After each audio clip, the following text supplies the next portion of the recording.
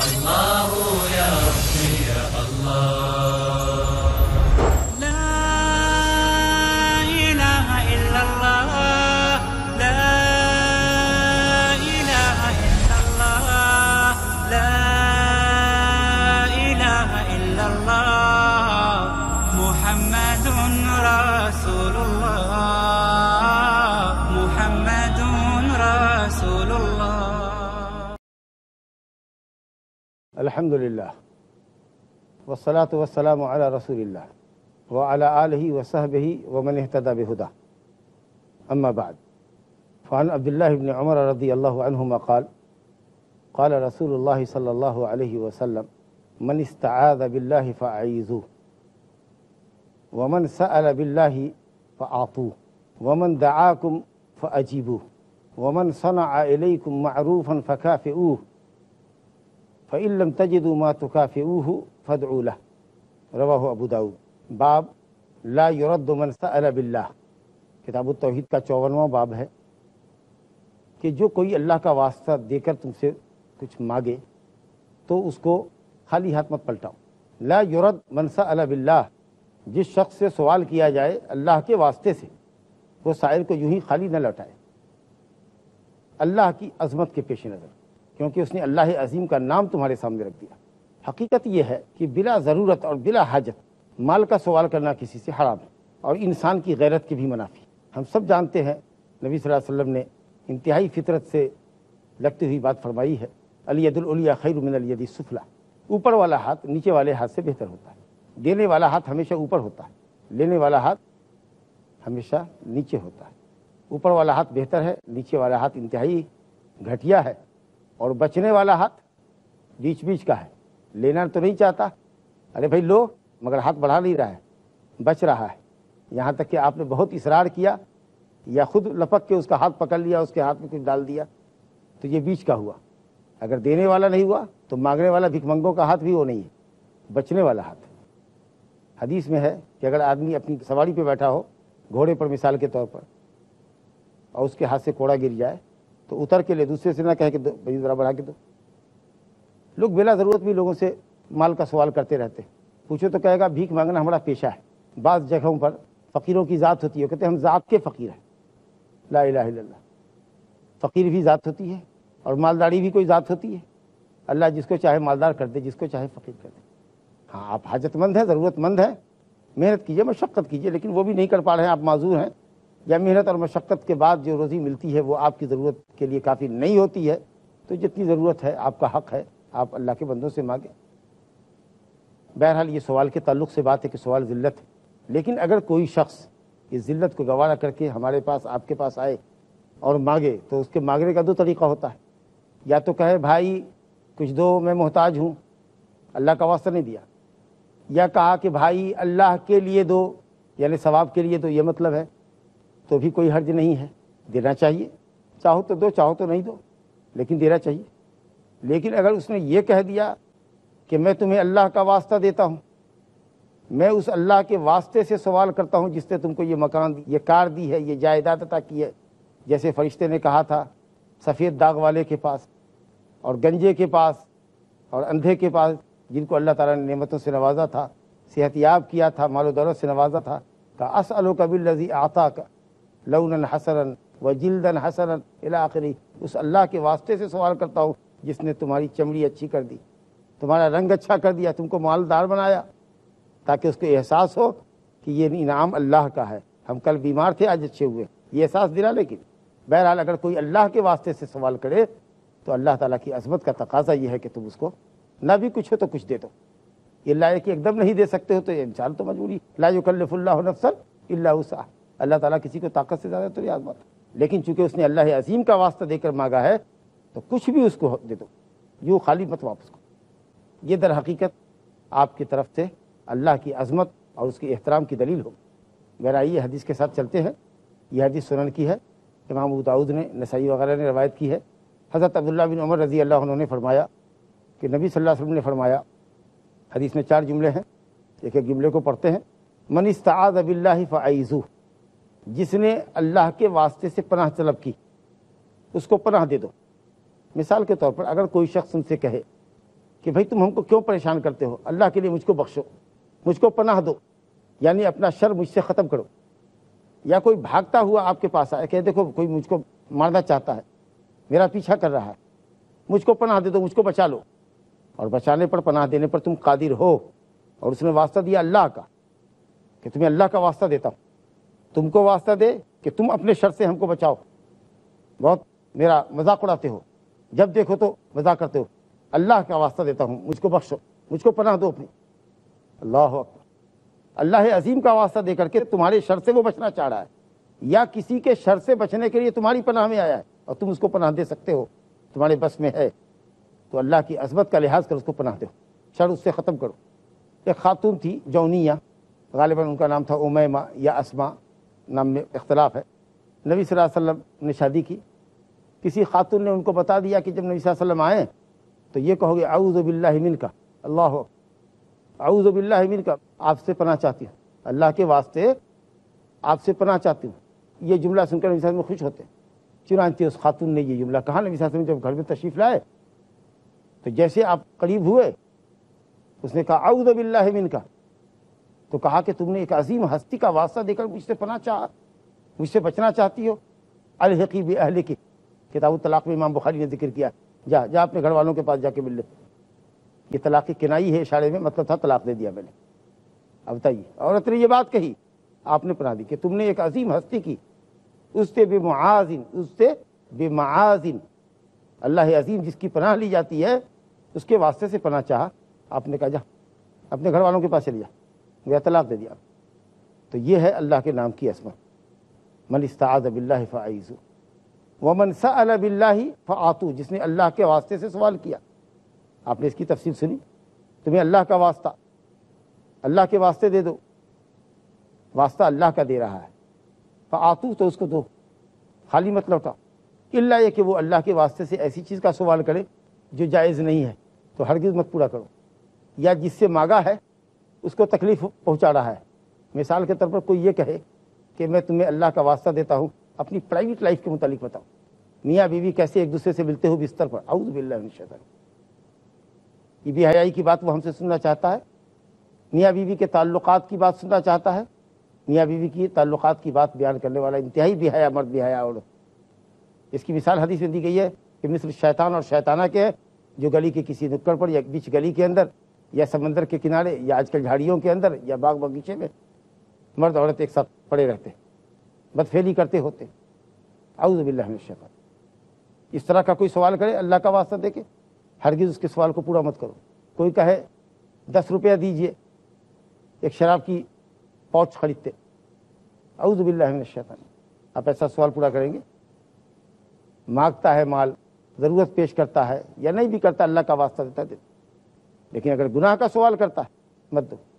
گناہ کے لیے کوئی تمہاری پناہ چاہتا ہے، آپ وارڈن ہیں مثال کے طور پر کسی اسکول میں، آپ بچوں کو جگاتے ہیں نماز کے لیے، چلو جماعت ہو گئی، اذان ہو گئی، وہ کہتا ہے ماسٹر صاحب، مولوی صاحب، آپ کو اللہ کا واسطہ، اللہ کے واسطے سے مجھ کو پناہ دیے، جماعت میں مت لے جایا کی۔ بھائی کیوں نہیں؟ کیا بیمار ہو؟ کوئی تکلیف ہے؟ نہیں، بس اللہ کے واسطے سے وہ پناہ چاہ رہا ہے، نماز سے پناہ چاہ رہا ہے کہ نماز مجھ کو جماعت سے مت پڑھائیے۔ کیا آپ اس کو پناہ دیں گے؟ ہرگز نہیں۔ جو جائز معاملہ ہے اس میں پناہ دیں گے، اور جو جائز چیز کا سوال کرے گا اس سوال کو پورا۔ اور تیسرا جملہ نبی صاحب نے فرمایا ومن دعاکم فاجیبوہ، جو شخص تم کو دعوت دے تو اس کی دعوت قبول کرو۔ دعوت دینے والے نے دعوت دے کر تمہاری عزت افزائی کی، اور کو بھی دعوت دے سکتا تھا، لیکن اس نے تم کو اسپیشلی دعوت دی، ملاقات کر کے دی، زبان سے دعوت دی، یا آج کل انویٹیشن کارڈ چلتا ہے، تمہارے نام سے بھیجا، اپنے خاص آدمی کے ذریعے بھیجا، یا چلو موبائل سے، ٹیلی فون سے تم کو اس نے دعوت، اس نے تمہاری تکریم کی، تم اس کی تکریم کرو، اس کی عزت افزائی کرو، اس کی دعوت میں شریک، فاجیبو، اس کو قبول کرو دعوت کو۔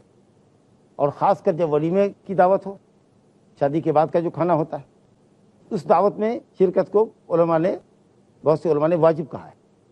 گویا عام دعوت کے مقابلے میں ولیمے کی دعوت زیادہ تاکیدی دعوت ہے۔ اگر انتہائی معقول عذر ہے تو آپ دعوت دینے والے سے معذرت کیجیے، ورنہ آپ اس کی دعوت قبول کیجیے۔ اور علماء ظاہریہ نے کہا کہ نہیں، ولیمہ غیر ولیمہ جو بھی دعوت ہے، نبی صاحب نے فرمایا من دعاکم فاجیبوا، امر وجوب کے لیے، جو تم کو دعوت دے فاجیبوا، حکم فرما رہے ہیں آپ صلی اللہ علیہ وسلم کہ فاجیبوا، اس کی دعوت قبول کرو، امر ہے، حکم ہے، آرڈر ہے، اور یہ وجوب کے لیے آتی ہے۔ لیکن علماء نے کہا کہ دعوت قبول کرنا علی العموم واجب نہیں ہے، ہاں ولیمے کی دعوت کے سلسلے میں تاکید حدیثیں آتی ہیں، اسی لیے یہ واجب ہے یا شبہ واجب ہے، واجب کے قریب قریب، بشرطے کہ دعوت دینے والا ایسا شخص نہ ہو جس سے ترک تعلق واجب ہے۔ اگر ایسا آدمی ہے، گھنونا آدمی ہے، بددین آدمی ہے، مثال کے طور پر کسی منسٹر نے عام آدمی کو کوئی گفٹ بھیجا، کسی کی بیٹی کی شادی میں کچھ بھیجا، اگر آپ بادشاہ کو بھی تحفہ میں کچھ یہاں سے بھیجیں تو ذرا سا اس کو عجیب سا لگے گا، تو ایسی صورت میں علماء نے کہا کہ ایسا نہیں کرنا۔ لیکن ہم جس معاشرے میں رہتے ہیں، اپنے لیول کا آدمی ہو یا ہم سے تھوڑا بڑا اونچائی کیوں نہ ہو، اگر ہدیہ دیتا ہے تو ہدیے کا تبادلہ ہونا چاہیے دونوں طرف سے۔ اس میں ایک بڑا فائدہ یہ ہوگا کہ یہ سلسلہ بھلائی کا جاری رہے گا دونوں طرف سے۔ صرف آپ ایک طرف سے لیتے چلے جائیں گے تو ہو سکتا ہے کہ یہ سلسلہ بند بھی ہو جائے، اور دوسرا نقصان آپ کا خود اپنا یہ ہوگا کہ احسان لیتے لیتے لیتے لیتے کہیں آپ کے دل کے اندر اس آدمی کے لیے ذلت کا احساس نہ ہو اور آپ اس کو بہت بڑی ہستی نہ سمجھیں، کیونکہ انسان احسان لیتے لیتے کسی کا غلام ایک طرح سے بن جاتا ہے۔ عربی کی کہاوت ہے بالبر یستعبد الحر، احسان کر کے اگر کسی کو غلام بنانا چاہتے ہو، آزاد کو اپنا مریدہ غلام بنانا چاہتے ہو تو احسان کو اتنا احسان کا بوجھ لا دو کہ وہ کچھ نہ بولے۔ انشاءاللہ وقت ہو گیا ایک بریک کا، بریک کے بعد سلسلہ جاری رہے گا۔ لا إله إلا الله. السلام علیکم ورحمۃ اللہ وبرکاتہ۔ ابھی وقفے سے قبل ہم آپ کے سامنے حضرت ابن عمر رضی اللہ عنہ کی حدیث پڑھ رہے تھے۔ اس کا ایک جملہ جہاں آ کر ہماری بات رکی تھی وہ یہ تھا کہ اگر کوئی دعوت دیتا ہے تو دعوت قبول کرو۔ دعوت قبول کرنے کی شرعی حیثیت مستحب ہے، ولیمے کی دعوت ہو تو اہل علم کی ایک جماعت نے اس کو واجب کہا ہے، لیکن موانعات سے دعوت خالی ہو، ایسا شخص جس سے ترک تعلق واجب ہے یا کم سے کم مسنون ہے شرعی اعتبار سے، وہ آدمی قابل تکریم نہیں ہے، آپ دعوت میں نہ جائیں۔ دعوت کے مقام پہ کوئی چیز خلاف شرع نہ ہو، آپ دعوت میں گئے، شراب پی جا رہی ہے، بفیٹ سسٹم ہے، شراب کی بھی بوتل ہے، ایک ٹیبل پر شراب پی جا رہی ہے، آپ اپنی ضرورت کے مطابق لیں۔ میوزک بج رہی ہے، گانا بج رہا ہے، ڈانس چل رہا ہے، نعوذ باللہ، اگر آپ منع کر سکتے ہیں تب جائیے منع کرنے کے لیے، خلاف شرع کام کو روک سکتے ہیں یا منع کر سکتے ہیں تو جائیے، اگر نہیں کر سکتے یا منع بھی نہیں کر سکتے یا منع کیا وہ بات نہیں آیا، آپ وہاں سے چل دیجیے۔ مسلمان کی دعوت ہو اور اہل علم نے کہا ہے کہ حلال خور بھی ہو تو آپ کو دعوت میں جانا چاہیے اور اس کے لیے دعائیں تہنیت، دعائیں برکت کرنی چاہیے۔ بہرحال یہ ایک مستقل موضوع ہے۔ نبی صاحب نے فرمایا ومن دعاکم فاجیب، اگر تو کوئی تم کو دعوت دے اور شرعی موانعات سے، شرعی رکاوٹوں سے وہ دعوت خالی ہو تو دعوت قبول کرنی چاہیے، جانا چاہیے۔ اور آخری جملہ حدیث کا نبی صاحب نے فرمایا ومن صنع الیکم معروفا فکافئوہ، جس نے تمہارے ساتھ معروف کیا ہو، بھلائی کا کام کیا ہو، بھلائی سے پیش آیا ہو، ہدیہ دیا ہو، تحفہ دیا ہو، کوئی اچھی بات بتائی ہو، تو اس کا بدلہ چکاؤ، اس کو صرف لینے کا مزاج مت رکھو، فکافئوہ، اس کو بدلہ چکاؤ، جو اس نے ہدیہ دیا ہے اس سے بہتر دے سکتے ہو تو بہتر دو، یا کم سے کم اسی طرح کی چیز واپس کرو۔ الا یہ کہ آدمی اتنا بڑا ہے کہ اگر اس کا ہدیہ واپس کریں گے، یعنی اس کو ہدیہ دیں گے، ہدیہ کا جواب ہدیے سے دیں گے تو اس کو اچھا نہیں لگے گا۔ مثال کے طور پر کسی منسٹر نے عام آدمی کو کوئی گفٹ بھیجا، بادشاہ نے کسی کی بیٹی کی شادی میں کچھ بھیجا، اگر آپ بادشاہ کو بھی تحفہ میں کچھ یہاں سے بھیجیں تو ذرا سا اس کو عجیب سا لگے گا، تو ایسی صورت میں علماء نے کہا کہ ایسا نہیں کرنا۔ لیکن ہم جس معاشرے میں رہتے ہیں، اپنے لیول کا آدمی ہو یا ہم سے تھوڑا بڑا اونچائی کیوں نہ ہو، اگر ہدیہ دیتا ہے تو ہدیے کا تبادلہ ہونا چاہیے دونوں طرف سے۔ اس میں ایک بڑا فائدہ یہ ہوگا کہ یہ سلسلہ بھلائی کا جاری رہے گا دونوں طرف سے۔ صرف آپ ایک طرف سے لیتے چلے جائیں گے تو ہو سکتا ہے کہ یہ سلسلہ بند بھی ہو جائے، اور دوسرا نقصان آپ کا خود اپنا یہ ہوگا کہ احسان لیتے لیتے لیتے لیتے کہیں آپ کے دل کے اندر شخص کے تو انشاءاللہ کوئی قباحت نہیں، لیکن میرا بندہ اور یہ سمجھنا کہ نہیں وہ میرا غلام ہے اور میں اس کا آقا ہوں اس معنی میں، یا نعوذ باللہ کہ میں معبود کے درجے میں ہوں، نعوذ باللہ، تو یہ بات حرام ہوگی۔ بہت اچھا سوال تھا ماشاءاللہ۔ السلام علیکم۔ وعلیکم السلام ورحمۃ اللہ۔ میرا سوال جو ہے وہ دعوت سے متعلق تھا کہ اگر کوئی شخص کسی کو دعوت دیتا ہے تو وہ مطلب اس کے گھر پہ نہیں جا رہا ہے تو اس کے لیے اللہ تعالیٰ کیا اس کے اوپر گناہ دیں گے؟ مطلب کوئی ایکچوئل ریزن ہے، کوئی وجوہات کی وجہ سے وہ نہیں جاتا ہے، یا اس کے دل میں ایسی کوئی چیز ہے جس کی وجہ سے اسے ناراض ہے اس لیے وہ نہیں جاتا ہے، تو اللہ تعالیٰ اس کے اوپر کیا کوئی عذاب یا مطلب کیا حکم ہے اس کے لیے؟ ایسا کوئی عذاب نہیں. اگر کوئی دعوت دے تو آپ نے سنا کہ تکریم اس نے آپ کی ہے, آپ اس کی تکریم کیجیے کہ جائیے. ولیمی کے دعوت میں اگر کوئی عذر نہیں ہے تو آپ کے لیے جانا بعض علماء کے نزدیک واجب ہے, اور اگر نہیں جاتے تو گنہگار ہوتے. واجب کا تعلق گنہگار ہے, لیکن واقعی اگر کوئی ریزن ہے تو آپ اس سے معذرت کر لیجیے, اچھی بات ہے. اس میں یہاں علماء نے بحث کی ہے کہ یہ دعوت آدمی کا حق ہے کہ اللہ کا حق. تو حقیقت یہ ہے کہ یہ آدمی کا حق ہے, لیکن شریعت نے حکم دیا ہے تو اس میں اللہ کا بھی حق بنتا ہے.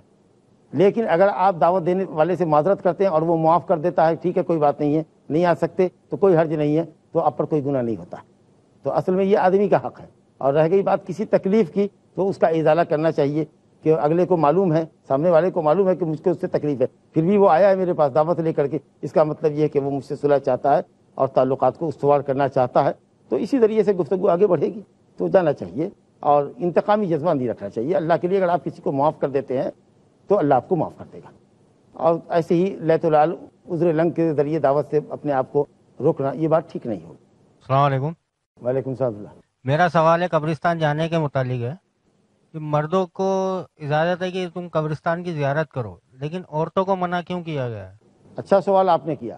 موت کی یاد تازہ کرنے کے لیے حکم ہے کہ قبروں کی زیارت کرو, اپنی موت کو یاد کرو. اس حکم میں بعض علماء نے کہا زورو موتاکم, موتا کی زیارت کرو, یا زور القبور, قبروں کی زیارت کرو, فإنہا تذکرکم الآخرہ, آخرت کی یاد آئے گی, یا قبروں کی زیارت آخرت یاد دلائے گی. کہا اس فائدے میں مرد عورت دونوں شامل ہیں, اس لیے عورتیں جا سکتی ہیں, ہاں کثرت سے نہیں جا سکتی. لیکن حدیث ہے لعن اللہ زائرات القبور, لعن اللہ زوارات القبور, دونوں لفظ کے ساتھ آیا ہے. قبر کی زیارت کرنے والیوں پر لعنت. اور عورتیں جزا فضا کرتی ہیں, گھبراہٹ کا اظہار کرتی ہیں جی, اور پھر بے پردگی بھی ہو سکتی ہے. اور پھر گاؤں اور شہر کے اندر بھی قبرستان آبادی سے بہت باہر ہوتا ہے, تو اس کی عزت آبرو کا بھی خطرہ رہتا ہے کہ راستے میں کوئی اس کو پریشان کرے. تو اس طریقہ سے جزا, گھبراہٹ اور ندب و نیاحت اور شور ہنگامے کی وجہ سے کہ وہ اپنے رشتہ دار کی قبر پہ جائے گی تو چیخے گی, چلائے گی, یا اس کی عزت و آبرو کو خطرہ ہو سکتا ہے. اس سب پہلوؤں پر اگر آپ غور کریں اور حدیث سامنے ہو کہ نبی صلی اللہ علیہ وسلم نے قبر کی زیارت کرنے والی پر لعنت کیا ہے, تو انشاءاللہ تعالی اہل علم کے اقوال میں راجح قول یہ ہے کہ وہ زیارت نہ کریں. ویسے بعض اہل علم نے کہا ہے, بڑے علماء نے, کہ امام شافعی وغیرہ عورتوں کی زیارت کے قائل تھے, لیکن کہتے ہیں کثرت سے زیارت نہ کریں. السلام علیکم. وعلیکم السلام.